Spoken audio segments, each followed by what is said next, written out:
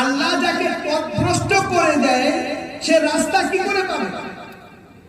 কেউ কোরআনের আয়াত থেকে উত্তর দিচ্ছে, আমার আরো সন্দেহ করবে। আমি ঘুরিয়ে জিজ্ঞাসা করছি, আপনি কোথায় থেকে আসছেন আর যাবেন কোথায়? এবারে তো ঠিকভাবে নিজের ভাষায় বলবে। তো কি বলছে শুনেন, সুবহানাল্লাযী আসরা বিআবদিহি লাইলাম মিনাল মাসজিদিল হারামি ইলাল মাসজিদিল আকসা।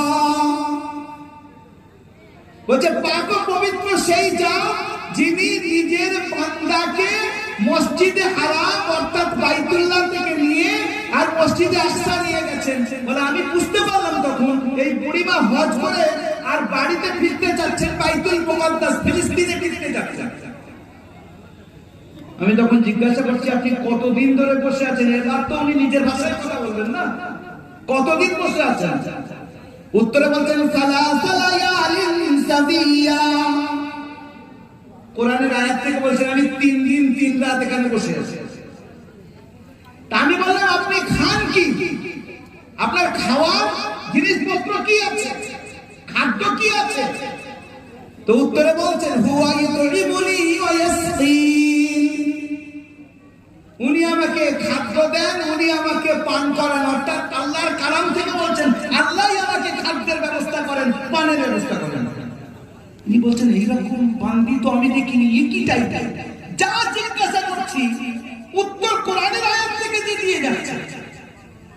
আমি তারপরে বললাম আচ্ছা আমার কাছে কিছু খাদ্য আছে, আপনি খাবেন কি? এবারে তো নিজের ভাষায় বলবে। তখন বলছে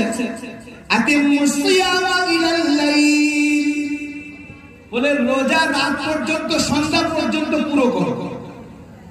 আয় আল্লাহ। আমি তখন বললাম আপনি তো সফরে আছেন, বুড়ি মানুষ, আপনার রোজা, এখন তো রমজান মাস না, রোজা রেখেছেন কেন? এবারে তো নিজের ভাষায় বলবে। তখন বলছে আনতাসুমু খায়রুল লাকুম, যদি রোজা রাখো তো এটা তোমাদের জন্য ভালো হবে। এও কোরআনের আয়াত। আব্দুল্লাহ ইবনে মুবারক বহুত বড় মুহাদ্দিস, উনি বলছেন আমার মাথা ঘুরছে, আমার বুঝে আসছে না যে কিরকম মহিলার পাল্লায়, কিরকম পরিমাণ পাল্লায় পড়েছি। যা জিজ্ঞাসা করছি কোরআনের আয়াত থেকে বলে যাচ্ছে। আমি তখন বললাম আপনার গোত্রের নাম কি, আপনার বংশের নাম কি? তা বলছে লা তাকতু মা লাইসা